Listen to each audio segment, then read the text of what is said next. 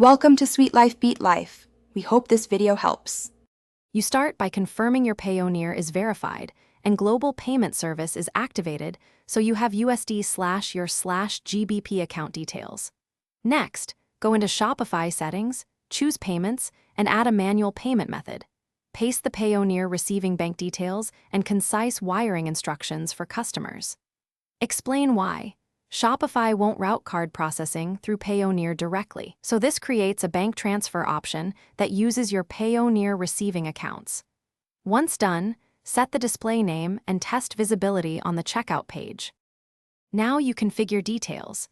Add order reference instructions so incoming transfers match orders, specify due dates, and include a contact email. Place a low-value test order and follow your listed wire steps, then verify the incoming deposit arrives in the correct global payment service currency. If funds land in Payoneer, convert or withdraw to your local bank as needed.